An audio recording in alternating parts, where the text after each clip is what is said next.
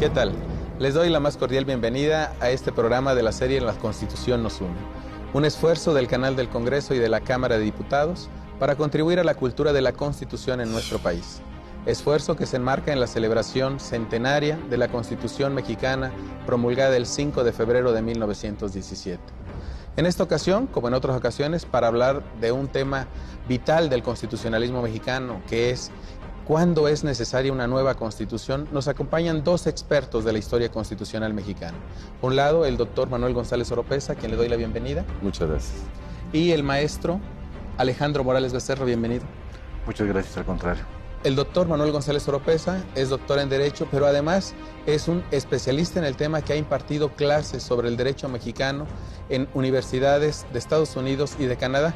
Y el maestro Alejandro Morales Becerra es también catedrático universitario y además doctorante en Derecho Constitucional en la Universidad Nacional Autónoma de México.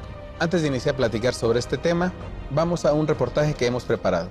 La Constitución de los Estados Unidos Mexicanos fue promulgada en 1917. A la fecha ha sido modificada en muchas ocasiones con el objeto de modernizarla y acoplarla a los nuevos tiempos. Estos cambios han obedecido a las circunstancias políticas del país. Otros más han sido introducidos para ampliar las garantías del ciudadano mexicano. De igual manera, otras modificaciones han tenido la intención de transformar a las instituciones y con ello responder a los desafíos que enfrenta el Estado mexicano. Algunos especialistas en el tema consideran que nuestro código jurídico debe ser renovado y proponen dos alternativas: convocar a un Congreso Constituyente para que formule una nueva Constitución y que en ella se incluya el proceso democratizador. La segunda opción es hacer una revisión cuidadosa y sistemática para darle la unidad técnica y el estilo que ha perdido. De esta manera, la Constitución mexicana podría ordenarse de manera sistemática y se unificaría en el lenguaje, lo que aligeraría el documento. En cualquiera de las dos opciones, es esencial conservar el espíritu social de la Constitución de 1917. Gracias por continuar con nosotros. Les recordamos que pueden seguirnos a través de redes sociales y formular preguntas en la dirección de correo electrónico que aparece en sus pantallas. En esta ocasión nos encontramos en la antigua iglesia de Santa Clara, que alberga hoy a la Biblioteca del Congreso de la Unión, y a nuestras espaldas se encuentra un busto de Justo Sierra. Y hablando ya del tema y considerando, doctor Manuel González Oropeza, que usted además es uno de los artífices de la reforma constitucional del año 2000 en Veracruz, ¿cuándo podemos hablar de la necesidad de una nueva constitución?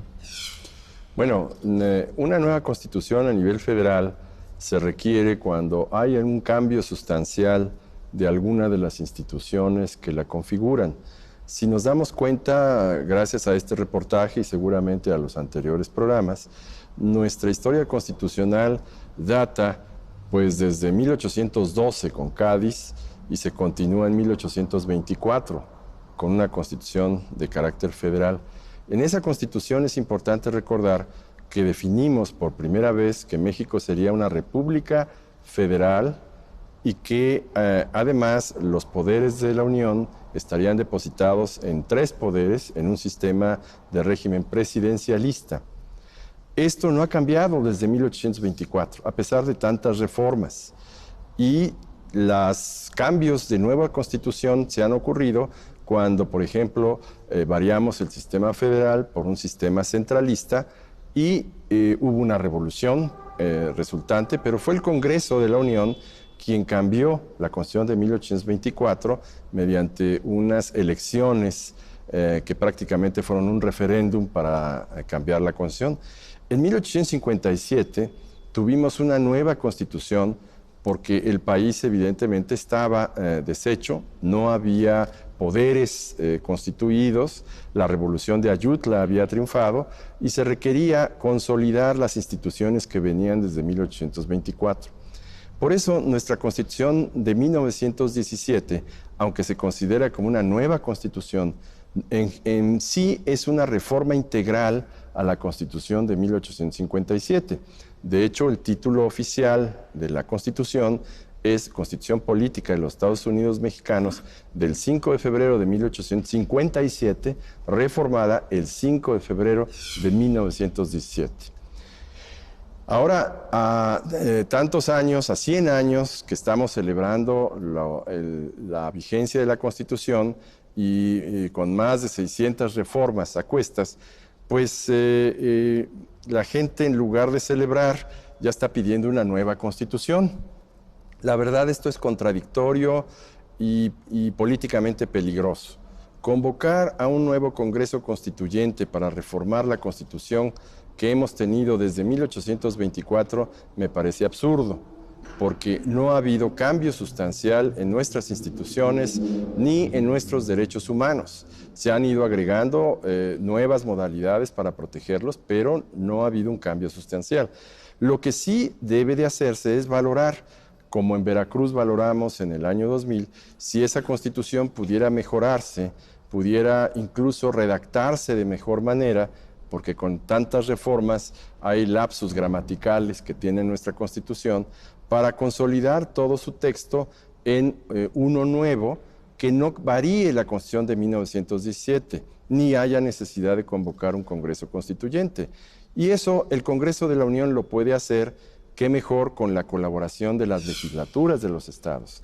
Fíjense ustedes que la manera de reformar a través de un constituyente permanente, como se denomina en la Constitución, es decir, con el concurso del Congreso de la Unión y las legislaturas de los estados, es un procedimiento más democrático que el convocar ad hoc a un Congreso Constituyente en donde posiblemente no tenga la variedad, la diversidad de tendencias que ya tiene nuestro poder legislativo global, el federal y el estatal.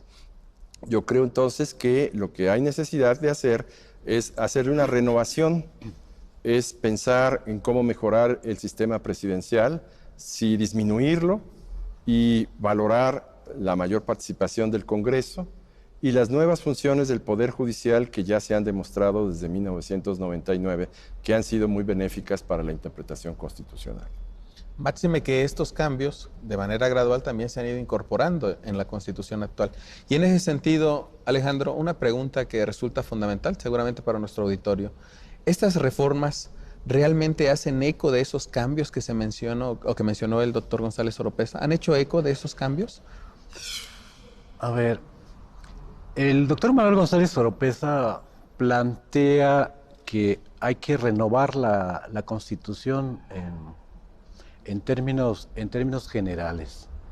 Si atendemos desde 1824, que ya lo plantea, hasta antes de 1911, pues hablamos de 67 reformas aproximadamente que se hacen a todos los textos constitucionales del siglo XIX. Incluso uno de los secretarios del despacho de Carranza, cuando habla de las reformas a la Constitución de 57, señala que eran demasiadas 32 reformas las que se habían hecho a la Constitución de 1857, motivo por el cual consideraba que era necesario una nueva Constitución. Y efectivamente, cuando hablamos de la Constitución vigente de 1917, en el texto original, hablamos de reformas a la Constitución de 5 de febrero de 1857. Bueno, tenemos 60 y tantas reformas del siglo XIX, de 1900 a 1917 a la fecha, al día de hoy, contabilizando las del mes de junio, tenemos 699 modificaciones a la Constitución. El propio doctor ha sostenido que, bueno, ¿qué precedieron a las constituciones? Las constituciones han sido precedidas por una revolución, por un motín, por algún alzamiento armado. La de 17, pues como antecedente tiene la revolución de 1910. Aquí la pregunta pues, resulta interesante: ¿renovar la Constitución o renovar la Constitución por una parte y por la otra no a un Congreso Constituyente? O sea, tenemos dos interrogantes ahí interesantes. ¿Se puede renovar la Constitución? Sí, efectivamente se ha hecho pues, 699 ocasiones, y sin embargo, estas han tenido un impacto en la sociedad. Habría que valorar esa parte, si realmente... No, y el otro punto que mencionas, que también es muy importante, la noción de constituyente que tenemos en la academia y que se tiene en la sociedad. Pero sobre eso hablaremos después de esta pausa. En 1921 se hizo la primera reforma a un artículo de la Constitución. Este fue el 73, referente a los planteles de instrucción pública.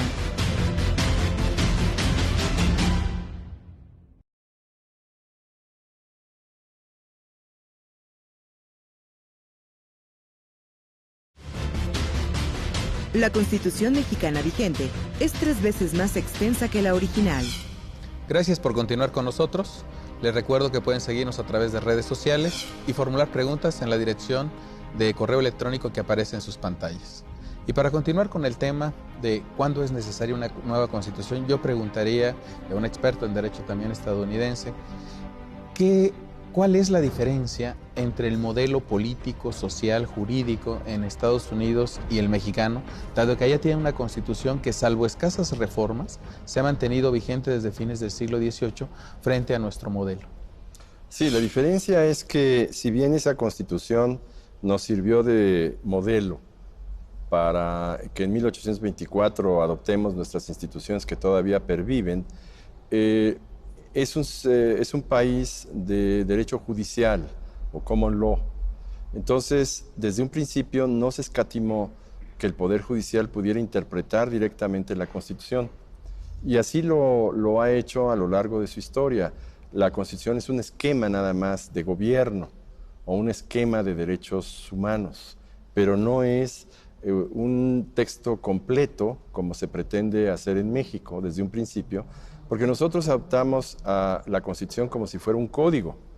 Queremos que en ese texto estén todos los derechos enumerados, detallados. Veamos el artículo 27, todos los derechos de propiedad, el artículo 28 sobre el monopolio, la conducta económica del Estado, el artículo 41, todo sobre en materia electoral, los partidos, hasta el financiamiento y las pautas que tienen los partidos. Eso para los Estados Unidos sería motivo de legislación o de jurisprudencia de los tribunales. Entonces, nosotros lo que tratamos es de llevar a la Constitución todas estas detalles, todas estas instituciones, y además lo que ha forzado tanta reforma en nuestro país, en mi opinión, a la Constitución, es que nuestro sistema federal es distinto al sistema federal de los Estados Unidos.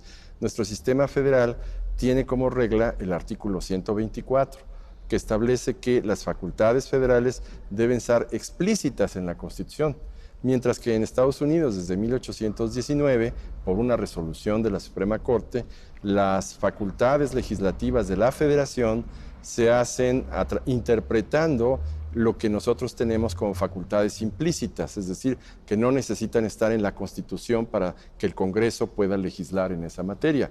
Entonces, empezando con Porfirio Díaz, desde 1883, para la historia reciente, pues si era el comercio necesario en toda la Federación, pues se reformaba la Constitución para eso.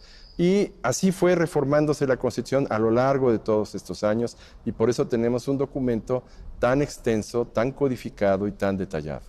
Sí, de hecho se habla mucho de este crecimiento que ha tenido la Constitución mexicana. Entonces, este modelo de derecho judicial que no encuentra cabida en el modelo mexicano, de alguna manera justifica una interpretación distinta para el caso mexicano, que es también lo que mencionaba Alejandro, ¿no? Las posibilidades que se tienen de generar incluso un Congreso Constituyente, decías, Alejandro. Sí, aquí tenemos dos preguntas. Una nueva constitución en la cual participe el constituyente permanente, lo que se establece en el artículo 135 constitucional, que sea la Cámara de Diputados, la Cámara de Senadores, más las legislaturas de los estados, con la votación que se requiere de las 2/3 partes para modificar la Constitución, o la otra, convocar a un Congreso Constituyente. Ambas posiciones son sumamente interesantes. Hay posiciones en pro y en contra. Yo creo que habría que analizar ambas posiciones. Pero en el caso de México, yo creo que habría que retomar, si bien el doctor Manuel González Oropeza plantea de manera muy clara el tema de interpretación judicial en Estados Unidos, yo creo que habría que retomar la interpretación auténtica o la interpretación legislativa en nuestra Constitución, que es una de las facultades, y la propia Suprema Corte de Justicia ya ha señalado ahí al respecto que el intérprete auténtico de la Constitución es el Poder Legislativo. Tan es así que desde las primeras constituciones, 1824, tenemos que la Suprema Corte de Justicia le enviaba al Congreso de la Unión un conjunto de documentos para que le dijera cuál era la inteligencia, es decir, cuál era la interpretación que debía dar a tal o cual ordenamiento jurídico, y hay muchos casos en ese sentido. Yo creo que en este caso el Congreso de la Unión, el propio constituyente permanente, deberían de retomar la interpretación auténtica que se establece para el Poder Legislativo desde 1824 y que es una facultad que sigue vigente en nuestra Constitución, en el artículo 72, inciso F. Creo que esto permitiría al Congreso de la Unión tener un análisis, una interpretación real de cada uno de los artículos de la propia Constitución y de un conjunto de ordenamientos jurídicos. La Corte ha sido muy enfática en ese sentido, donde le establece, incluso en jurisprudencias, algunas controversias y acciones de constitucionalidad, que el máximo intérprete de la Constitución pues es el Poder Legislativo. Facultad que el Congreso de la Unión, el propio Poder Constituyente y los congresos locales poco ejercen, o es nula esa facultad que tienen los congresos. Yo creo que habría que retomar, con motivo del centenario de la propia Constitución, que el propio Congreso pudiera retomar, y los congresos locales pudieran retomar esta facultad de interpretación que tiene, ¿no? Creo que eso sería otra opción que pudiéramos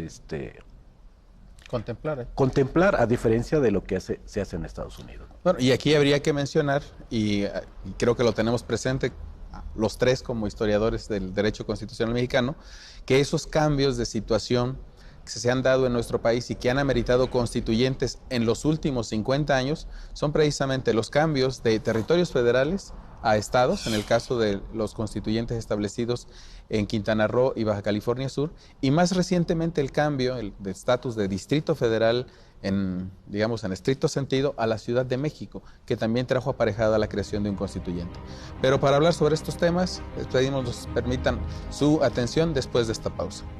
Durante el siglo XX y hasta la fecha, México solo ha tenido una constitución, mientras que otras naciones de Latinoamérica han tenido en promedio 5.7 constituciones en el mismo periodo.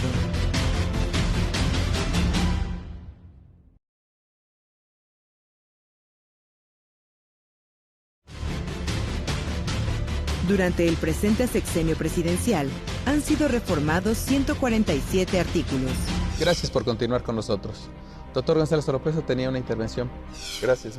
Era nada más para complementar lo que dijo el maestro Alejandro Morales, que es muy correcto, pero hemos variado de un monopolio interpretativo del Congreso durante el siglo XIX a una especie de tránsito hacia un modelo ecléctico en donde también el Poder Judicial contempla. Entonces, me parece que la Constitución nos une no solamente a la sociedad, sino une a los dos poderes, al Poder Legislativo, al hacer leyes reglamentarias. Hay muchas leyes reglamentarias que faltan en el texto de la Constitución. Nosotros lo vemos o lo veíamos en el Tribunal Electoral sobre el artículo 134, la intervención de recursos públicos, de servidores en los procesos electorales, que no hay ley reglamentaria y sin embargo teníamos nosotros que aplicarla.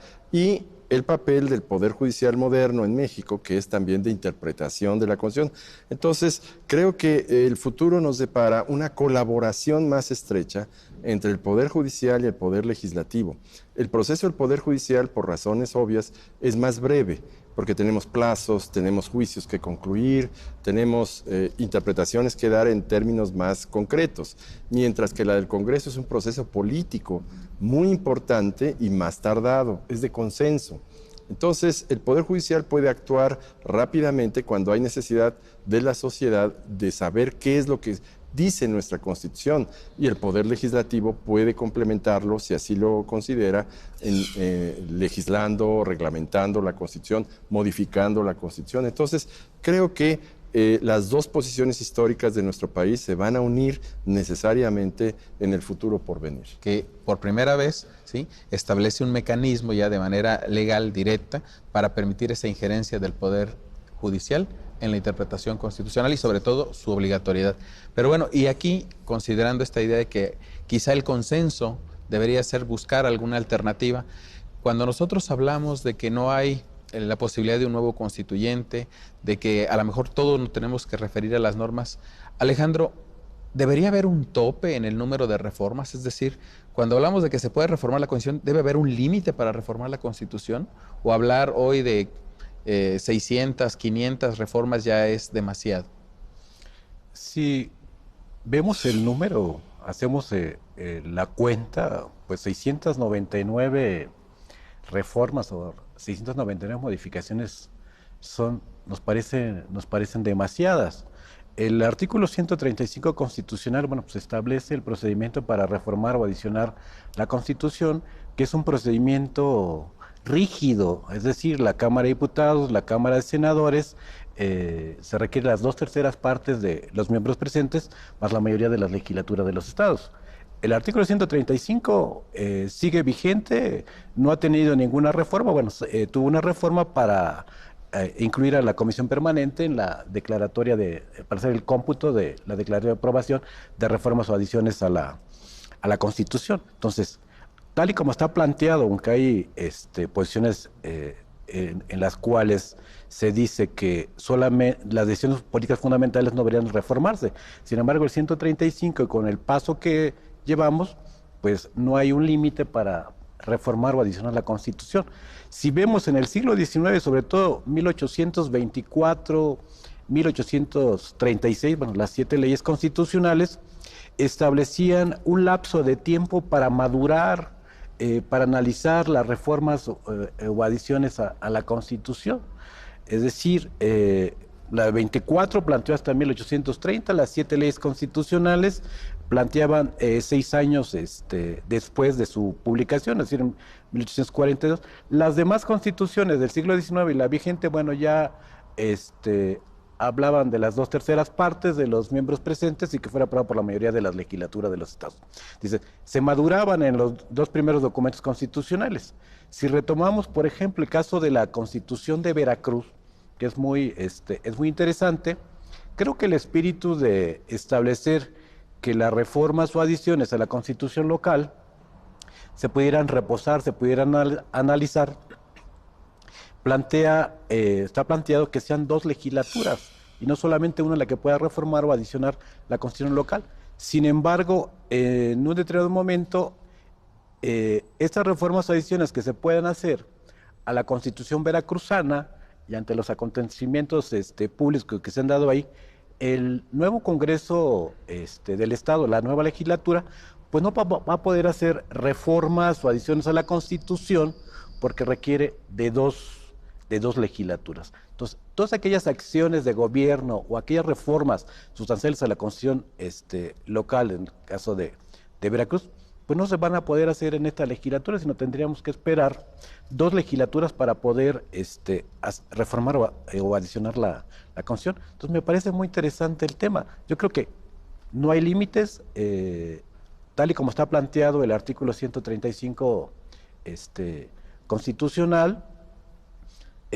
Insistiría, pues están las 2 propuestas, un nuevo Congreso Constituyente o renovar la Constitución, que para plantear un nuevo Congreso Constituyente habría que reformar el propio artículo 135 constitucional para poder decir, se puede convocar a un Congreso Constituyente, o si queremos establecer referéndum, plebiscito o algún otro mecanismo de la democracia directa, ¿no? Entonces yo creo que no hay límites, tal y como está planteado el artículo 135 constitucional, no lo hay. Un tema sumamente sugerente, como decían, interesante, pero sobre todo polémico. pero es parte también del constitucionalismo mexicano, el de generar esa polémica a través de la intervención de todos los actores políticos y especialmente la ciudadanía. Se nos ha terminado el tiempo, agradezco a nuestros invitados la asistencia a este programa y a ustedes el favor de su atención. Antes de despedirme, solo me resta hacerles una pregunta, la pregunta de siempre. ¿Qué tanto sabe de su Constitución? El reto de este programa, su reto, es que lo sepa todo. Hasta pronto.